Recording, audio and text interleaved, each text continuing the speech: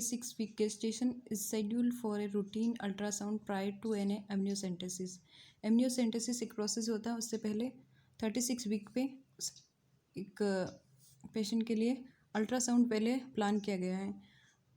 After teaching the client about the purpose of the ultrasound, which of the following client statement would indicate to the nurse in charge that the client need further instruction?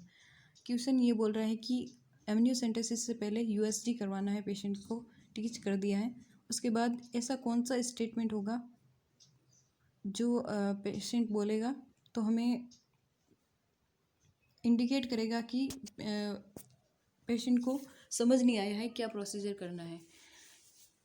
Question का पहला option A option जो है, the ultrasound will help to locate the placenta.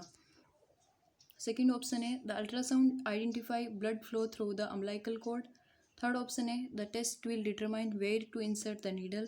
Fourth option, the ultrasound locative full of amniotic fluid. तो ultrasound के अंदर हम क्या देख सकते हैं कि लोकेट कर सकते हैं कि प्लेसेंटा की पोजीशन क्या है. हम आइडेंटिफाई डिटरमाइन कर सकते हैं कि हमें नीडल कहाँ इंसर्ट करना है, या फिर ultrasound locate pool of amniotic fluid, amniotic fluid किधर है ये हम आइडेंटिफाई कर सकते हैं. लेकिन अम्बिलिकल कॉर्ड के अंदर ब्लड फ्लो कैसा है वो हम अल्ट्रासाउंड के अंदर नहीं देख सकते हैं. तो ऑप्शन बी होगा जो राइट ऑप्शन जाएगा. एक्सप्लेनेशन में ये है कि before amniocentesis a routine ultrasound is valuable in locating the placenta, locating the pool of amniotic fluid and showing the physician where to insert the needle. Color Doppler imaging ultrasonography identify blood flow through the umbilical cord. Routine ultrasound does not umbilical cord के अंदर जो blood flow है वो identify नहीं कर सकता. Next question है, while the postpartum client is receiving heparin for thrombophlebitis, which of the following drug would the nurse expect to administer if the client develop complication related to heparin therapy? अगर heparin दे रहे हैं किसी patient को तो अगर कोई complication होती है तो उसका एंटीडोट हमें क्या देना है. तो हिपेरिन का एंटीडोट होता है protamine sulphate. Protamine sulphate is a heparin antagonist given intravenously to counteract bleeding complication caused by heparin overdose. Heparin एक एंटीकोगुलेंट है, तो उसकी वजह से ब्लीडिंग के चांसेस होते हैं. अगर हम पेशेंट को हिपेरिन दे रहे हैं तो हमें अलर्ट रहना है कि अगर ब्लीडिंग कॉम्प्लिकेशन होती है कुछ तो हमें एंटागोनिस्ट पोटामाइन सल्फेट है वो प्रिपेयर रखना है. अगला क्वेश्चन नंबर 4 है, when caring for a 3-day-old neonate who is receiving phototherapy to treat jaundice. Jaundice को ट्रीट करने के लिए न्यूनेट के अंदर फोटोथेरेपी दे रहे हैं. The nurse in charge would expect to do which of the following. Phototherapy दे रहे हैं तो हमें क्या क्या ध्यान रखना है. फर्स्ट ऑप्शन है, turn the neonate every 6 hour, encourage the mother to discontinue breastfeeding, notify the physician if the skin become bronze in color, check the vital sign every 2 to 4 hours. तो फोटोथेरेपी जब भी दे रहे हैं तो हमारा first priority होता है कि हाइपरथर्मिया के चांसेस होते हैं. तो हाइपरथर्मिया से प्रिवेंट करने के लिए हमें सबसे पहले vital sign every 2 to 4 hour monitor करना है. Explanation, while caring for an infant receiving phototherapy for treatment of jaundice, vital signs are checked every 2 to 4 hours because hyperthermia can occur due to the phototherapy lights. अगला question है, a primary gravida in active labor is about 9 days first term. The client desire a bilateral peduncle block anesthesia before delivery. Delivery से पहले उसको bilateral pudendal block anesthesia दिया था. After the nurse explain this type of anesthesia to the client, which of the following location identify by the client is the area of relief would indicate to the nurse that the teaching was effective. Nurse ने teach कर दिया है patient को anaesthesia के बारे में, तो कौन सा लोकेशन होगा जो कि क्लाइंट बता देगा तो वो इंडिकेट करेगा कि teaching was effective. First option था कि बायलेटरल पेडंकल एनेस्थीसिया देगा तो वो बैक पेन को रिलीव करेगा, एब्डोमेन को. थर्ड ऑप्शन फंडस और फोर्थ ऑप्शन पेरिनियम. तो राइट ऑप्शन इज, अगर बायलेटरल पेडंकल है तो वो पेरिनियम को रिलीव करेगा. Explanation, a bilateral pudendal block is use for vaginal deliveries to relieve pain primarily in the perineum and vagina. Pudendal block anesthesia is adequate for episiotomy and its repair. Next question था, the nurse is caring for a primary gravida at about 2 months and 1 week gestation. After explaining self-care measure for common discomfort of pregnancy, the nurse determined that the client understand the instruction when she says. Identify करना है self care measure during the common discomfort of pregnancy. तो determine करना है कि कौन सा instruction होगा जो कि आइडेंटिफाई, जो हमें इंडिकेट करेगा कि अंडरस्टूड हो गए हैं पेशेंट को. फर्स्ट ऑप्शन है, nausea and vomiting can be decrease if I eat a few crackers before arising. कि नोजिया एंड वॉमिटिंग हो रहा है को कम करने के लिए कुछ क्रैकर्स खा लें बिफोर अराइजिंग मॉर्निंग में. If I start to leak colostrum I should clean my nipples with soap and water. Explanation है, eating dry crackers before arising can assist in decreasing the common discomfort of nausea and vomiting. Avoiding strong food orders and eating a high protein snack before bed time can also help. तो nausea और vomiting होता है कि वो एक primary discomfort है during the first trimester. तो उन सबको डिक्रीज करने के लिए क्रैकर्स बिफोर मॉर्निंग में उठने से पहले कुछ ड्राई क्रैकर्स होते हैं वो खा सकते हैं. नेक्स्ट क्वेश्चन था, 48 hour after delivery the nurse incharge plan discharge teaching for the client about infant care. Discharge से पहले नर्स होती है वो टीच कर रही है मदर को about the infant care. By this time the nurse expect that the phase of postpartum psychological adaptation that the client would be in would be termed which of the following. कौन सी term के अंदर होगा. 3 phases होती हैं जिसके अंदर taking, लेटिंग गो और टेकिंग होल्ड. इस फेजेस के आप psychological adaptation of the postpartum, तो वो कौन सी फेज के अंदर होगा. एक्सप्लेनेशन है, beginning after completion of taking in phase, the taking hold phase last about 10 days तक होती है. During this phase, the client is concerned with her need to resume control of all fact of her life in a competent manner. At this time, she is ready to learn self-care and infant care skill. कौन सी phase के अंदर taking in phase होती है, वो complete होने के बाद psychological adaptation हो जाता है मदर्स को कि वो टेकिंग होल्ड फेज के अंदर रहें. तो इन्फेंट केयर के लिए टेकिंग होल्ड फेज होती है, वो फेज होती है. क्वेश्चन नंबर 8 है, यहाँ पे थोड़ा कुछ गड़बड़ हो गया है तो इस क्वेश्चन को बाद में डिस्कस करेंगे. Question number 9, the nurse plan to instruct the postpartum client about the method to prevent breast इंगोर्जमेंट.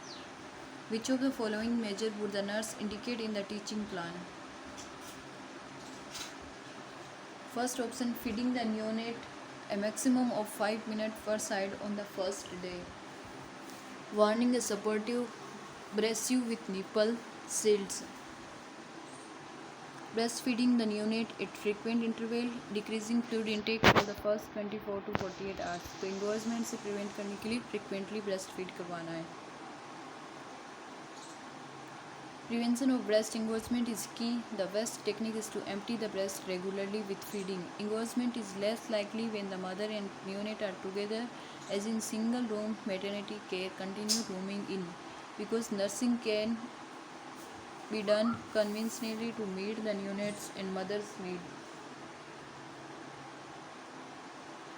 अगला क्वेश्चन है, when the nurse on duty accidentally bumps the bassinet, the neonate throw out its arms, hands open and begin to cry. The nurse interrupt this reaction as indicative of which of the following reflex. Question के अंदर ये दे रखा है कि on duty एक nurse है, अगर वो इन न्यूनेट को कैरी कर रही है और न्यूनेट जो होता है बेसिनेट से टकराने के बाद गिर जाता है या फिर फॉल डाउन होता है, उस टाइम में न्यूनेट्स की हैंड्स या फिर आर्म्स जो होती हैं ओपन होते हैं और बीइंग टू क्राई. तो ये कौन से रिफ्लेक्स को इंडिकेट कर रहा है, तो ये स्टर्टल रिफ्लेक्स होता है. द मोरो और startle reflex occur when the neonate respond to stimuli by extending the arms, hand open and then moving the arms in an embracing motion. The Moro reflex present at birth, disappearing at about the 3 months. Age of 3 months पे जो disappear हो जाता है. Next question है, primary gravida client at 25 week gestation visit the clinic and tell the nurse that her lower back ache. When she arrive home from work, the nurse should suggest that the client perform.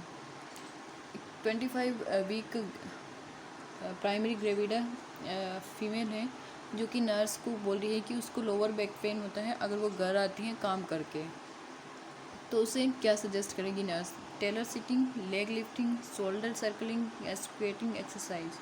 तो इसके अंदर nurse जो होगी वो बोलेंगी Taylor sitting. Taylor sitting क्या होती है?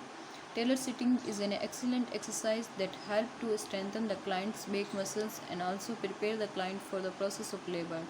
Clients should be encouraged to rest periodically during the day and avoid standing or sitting in one position for a long time. ये नर्स होगी वो एडवाइस कर देगी। अगला क्वेश्चन है, which of the following would the nurse in charge do first after observing a 2 cm circle of bright red bleeding on the diaper of a neonate who just had a circumcision. After circumcision अगर एक neonate होता है उसके diaper पे 2 cm circle of bright red bleeding देखने को मिलती है, तो नर्स इंचार्ज को क्या करना चाहिए? First option, notify the neonate's paediatrician immediately. Second option, check the diaper and circumcision again in 30 minute. Third option, secure the diaper tightly to apply pressure on the site. Fourth option, apply gentle pressure to the site with a sterile gauze feed. तो nurse को secure करना चाहिए diaper को tightly और pressure apply करना चाहिए side पे।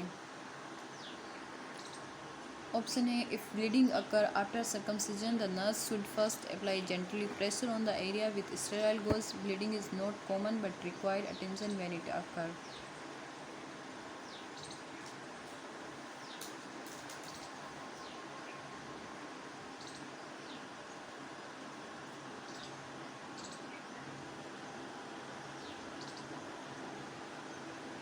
Next option, which of the following would the nurse most likely expect to find when assessing a pregnant client with abruption placenta? First option है excessive vaginal bleeding, second option rigid board like abdomen, third option tetanic uterine contraction, fourth option premature rupture of membrane. Most likely जो expect करेगी nurse वो क्या होगा? Rigid board like abdomen होगी, वो देखने को मिलती है अब्रप्शन प्लेसेंटा के कंडीशन के अंदर। Explanation, the most common assessment finding in a client with abruption placenta is a rigid or board-like abdomen. Pain usually reported as a sharp, stabbing sensation high in uterine fundus with the initial separation also is common. अगर initial separation होता है तो fundus के अंदर stabbing pen होता है, वो सबसे ज़्यादा देखने को मिलता है।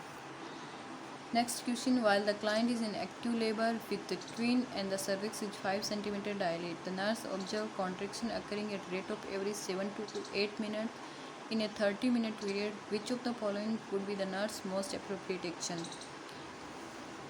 अगर एक ट्विन प्रेगनेंसी के अंदर 5 cm सर्विक्स डायलेट है और नर्स ऑब्जर्व कर रही है कि 7 to 8 मिनट के अंदर कॉन्ट्रेक्शन आ रहे हैं, वो भी लास्ट 30 मिनट्स है, तो which of the following would be the most appropriate action? Most appropriate action पूछा है तो क्या होगा? फिटल हार्ट रेट को मॉनिटर करना। सेकेंड ऑप्शन, फिजिशियन को इमीडिएटली बोलना administer oxygen at 6 litre by mask. Fourth option, have the client pant blow during the contraction. तो इसके अंदर क्या हो रहा है कि 30 मिनट के अंदर 7 to 8 कॉन्ट्रेक्शन आ रहे हैं और 5 cm डायलेट है, तो हम नोटिफाई कर देंगे फिजिशियन को immediately. The nurse should contact the physician immediately because the client is most likely experiencing hypotonic uterine contraction. The contraction tend to be painful but ineffective. The usual treatment is oxytocin augmentation unless cephalopelvic disproportion. अगर CPD की condition नहीं है तो physician जो होगा oxytocin administration के लिए order लेना है। Next question, a client tell the nurse, I think my baby like to hear me talk to him. When discussing neonate and stimulation with sound, which of the following would the nurse include as a means to elicit the best response? अगर एक neonate है और mother बोल रही है कि here, neonate जो है वो चाहता है कि वो उसकी आवाज़ सुने, तो कैसी आवाज़ में बोलना चाहिए? High pitch speech with tonal variation. Second option, low pitch speech with a sameness of tone. Third option है cooing sound other than words. Fourth option repeated stimulation with loud sound. तो नियोनेट जो होंगे उनको high pitch speech होगा और वो tonal variation के साथ होगा, तो एक्सप्रेशन चेंज होंगे। Explanation: providing stimulation and speaking to neonate is important. Some authorities believe that speech is the most important type of sensory stimulation for a neonate. Neonate respond best to speech with tonal variation and a high pitched voice. Neonate can hear all sound louder than about 55 decibel. Neonate जो होगा 55 decibel से ऊपर की सारी tone जो होगी या फिर वॉइसेस जो होगी उनको सुन सकता है। Next question: a 31-year-old multipara is admitted to the birthing room after initial examination. Reveal her cervix to be at 8 cm completely effaced and at 0 station. What phase of labor is she in? अगर completely effaced हो गई है और 8 cm dilate है cervix और multipara है तो वो कौन सी फेज के अंदर है? Active phase, latent phase, expulsive phase और transitional phase. Explanation: the transitional phase of labor extends from 8 to 10 cm. It is the shortest but most difficult and intense for the patient.